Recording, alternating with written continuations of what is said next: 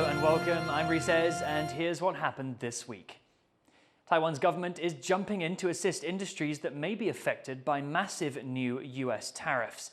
The plan has separate funding for agricultural and industrial sectors, as Taiwan's largest industry, semiconductors, has so far been exempted from the tariffs. But as Chris Gorin reports, that doesn't mean it's totally in the clear. Taiwan's cabinet holds an emergency press conference to address the Trump administration's new 32% tariff on most Taiwanese goods entering the United States, announcing a $2.6 billion package to support industries harmed by the taxes. 以我国对美国的出口的各项产业当中，电子资讯、钢铁、金属、机械、汽车，尤其是零组件、建材等等，还有家电这些产业，目前评估起来，关税影响较为明显而重大。行政团队拟定了9大面向、20项措施，总经费880亿的协助方案，未来要因应产业跟社会的各项需求。 It's the strongest response yet from the government, whose reaction has been muted due to a national holiday. There was one notable exception to the tariffs, however: semiconductors, Taiwan's most valuable industry. In fact, semiconductors account for 60% of Taiwan's export value and 18% of its GDP. A single Taiwanese company, TSMC, makes nearly all the world's most advanced chips, many of which are critical to the biggest firms in the US, like Nvidia and Apple. But the reprieve may be short-lived. Trump says specific tariffs on sectors such as chips and pharmaceuticals are coming.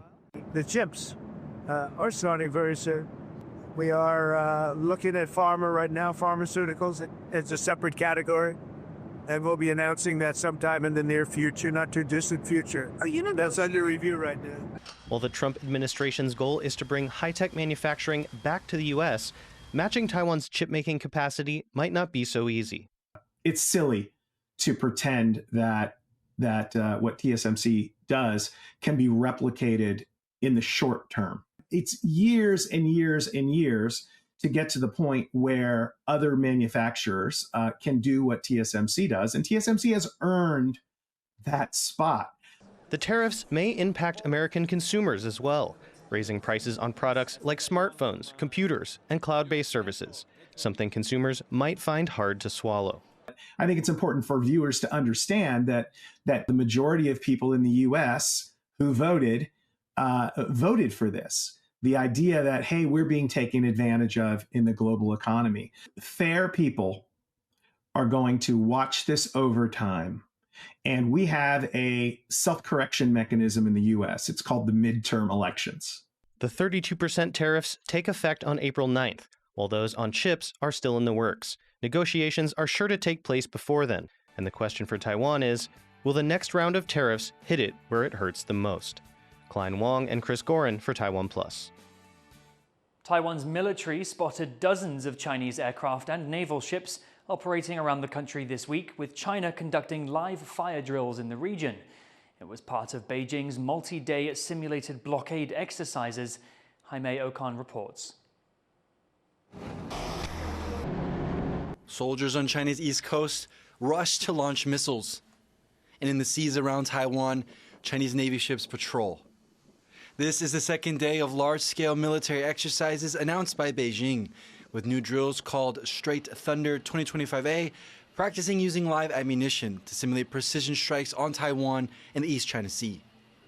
Here in Taipei, officials are on alert as they say the drills are also practicing how to surround and blockade the country. On Wednesday, Taiwan's Defense Ministry reported 27 Chinese military aircraft and 21 naval ships in the region. Intelligence officials say that China's Shandong carrier got closer to Taiwan and that they are monitoring the situation for anything unusual. 昨天的位置是220海里，今天是190海里，因为船是会动，所以它在我们周边，不管它的距离多远，其实对我们来讲都是一个值得深入关切的一个重要的共军的一个动态。 But one of the most notable parts of the drills is the use of a new name. Previously, Chinese officials said large-scale drills would be a new normal and did need a label. Previous drills have been under the name Joint Sword, But Taiwan's defense ministry says whatever the name, there's no disguising the intent behind the drills. 最重要的一个部分是我们看它军演的性质是什么。不管这样的一个名称是什么样的名称，我们认为都没有办法去掩盖以赤裸裸的这种军演、挑衅跟威胁台湾人民的一种心态。 With the increase in military activity and the diverse set of names, China seems to be conducting more comprehensive types of drills. This is a trend that's growing more concerning as China doubles down on threats to take Taiwan by force. I mean, I think it's definitely getting much more in the rehearsal phase than it was in the past. So it's putting a tremendous amount of pressure on the Taiwanese armed forces. But I think it's going to send some pretty big shockwaves throughout, the Taiwanese Minister of National Defense and the RC forces about how do they respond. Taiwan's military says it has mobilized units across the country and is conducting its own exercises to see how quickly it can respond to the variety of threats posed by China. This is the fourth large-scale military exercise from China in less than 12 months. And here at the Defense Ministry, officials say that they expect more exercises like this, but that they're taking it as an opportunity to learn about China's capabilities and further boost their own defenses. Fu Hahong and Jaime Okan in Taipei for TaiwanPlus. Opposition lawmakers are looking to keep Taiwan's last nuclear reactors alive through new measures that could also lead to restarting shuttered plants. It comes amid pushback from some in the country and financial troubles for the state power utility. Chris Gorin reports. Taiwan's nuclear power plants may get a new lease on life as opposition lawmakers debate extending operations of the country's last working reactor and perhaps reopening closed ones. 为因应国际环境变迁，增进我国的能源安全，修法使已停机之核电厂在经核安会确认其安全性以后，得申请再运转执照。 That last reactor is set to shut down in under 2 months as the ruling Democratic Progressive Party sticks to its pledge for a nuclear-free Taiwan by 2025. Outside the legislature, protesters say nuclear power still isn't safe. 验证已经很清楚的是，目前3座老旧核电厂的位置呢，都靠近活动断层。那这些原有的核废料都没有人要的情况底下，你再陆续增加，那下一代谁要负责？ The debate comes just days after the national electric utility, Taipower, announced it would not raise prices, despite years of losses totaling more than $12 billion.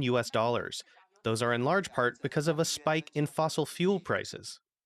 Around 80% of Taiwan's electricity still comes from imported fossil fuels, as a reduction in coal and nuclear power has been offset by an increase in natural gas use. Some say more nuclear power could solve 2 problems.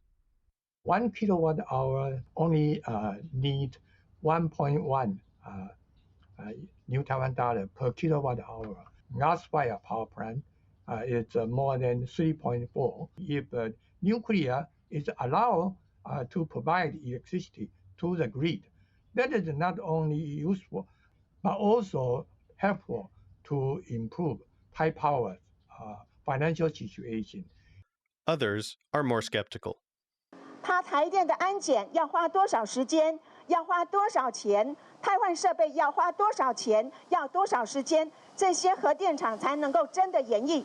我们国人必须要在有充分、公开、透明的讯息之下，才能够来讨论延役这件事情。 The ruling Democratic Progressive Party says it's open to rethinking nuclear power, but with the last reactor still set to shut down, time is running out to decide. Fu Huahong and Chris Gorin for TaiwanPlus. Taiwan is marking 4 years since its deadliest railway accident. On April 2nd, 2021, a Taroko Express train hit a construction truck on the line on Taiwan's east coast. The train derailed, killing 49 people on board. Another 216 were injured.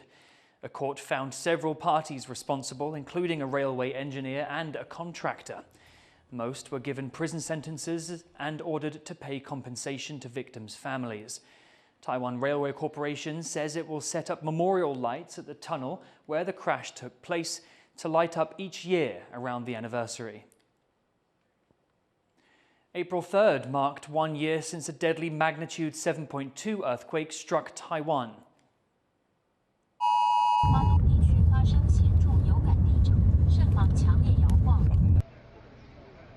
The tremor felt across the country, collapsed buildings and triggered landslides, killing at least 18 people. The eastern county of Hualien was the worst affected. That area's economy relies heavily on tourism, an industry that has since failed to recover. Taroko National Park, one of Taiwan's biggest attractions, has been closed indefinitely. But with repairs underway, there are hopes that its phased reopening will bring tourists back. 我们是以采分期分阶段的目标来前进，只要修到哪里能够开放，我们就立即开放。那我们这边呼吁游客，如果要到太鲁阁国公园区里面观赏或游玩的话，可以先到我们太鲁阁国公园的官网去看一下哪些步道是开放，哪些步道是封闭。For more stories about how communities are recovering 1 year after that deadly earthquake, search Hualien on the TaiwanPlus website. With entry to Myanmar tightly controlled by the military junta, Taiwan is still looking for ways to help. Taiwan's government says the people of Myanmar need it more than ever. Tiffany Wong reports. Taiwan can help. That's the message that Taiwan is sending to Myanmar after a magnitude 7.7 earthquake struck the Southeast Asian country on March 28th, killing thousands of people and destroying whole communities. Now Taiwan is calling for donations to help those in need. And nearly a week after the quake, they say they have finally found a way to get help into the country's tightly controlled borders. 他们真的需要帮忙，而且这个帮忙的过程不是你想要就帮忙得到，我们必须要想尽各种各样的方法，才能把我们的爱心真的送进去。所以，请各位媒体朋友不要问我们怎么送，因为我们的管道一旦曝光，我们就是会被封锁。各位都知道为什么，我都不用多说，谁会封锁台湾？ Myanmar has close ties with China, which funds many of its infrastructure projects. And the military junta that currently occupies the government did not respond to Taiwan's early offer of a standby rescue team. Students from Myanmar also urged Taiwan to help their families back home. 这些增援被很多因素被阻挡。我们老实说的好，就是地震是不分国界的。更希望各个国家的人 来帮助缅甸，来帮助这些受到这个地震灾难的人们。 Taiwanese business people in Myanmar say they can use their connections in the country to get aid to those who need it. 所以这物资在目前严重的欠缺是在手电筒、帐篷、毛毯、急救包、食品、饮用水，包括丝带、床垫、蚊帐。台商会已经准备了在生产第2批 的物资已经在集中，预计在3天后又马上再送往灾区。 Despite the challenges, the Taiwanese community says they are determined to get aid to those in Myanmar. Hank Shi and Tiffany Wong in Taipei for TaiwanPlus. Thank you for watching. Here's what happened. Finally, we leave you with images of Thailand's search and rescue dogs offering emotional support to the relatives of victims of the recent earthquake. I'm Reece Ayers. Take care and see you next time.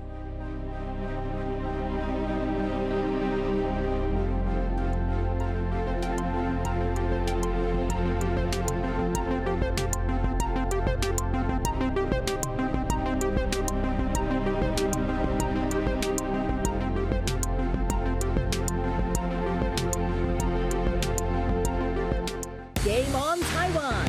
Baseball season is back and off to an exciting start. Get ready for every pitch and every bat. Basketball teams are giving it their all with fierce competition as they fight for those coveted playoff spots. And with the World Master Games approaching, athletes worldwide are ready to showcase their skills in Taiwan. Game on Taiwan, your front row seats to all the action.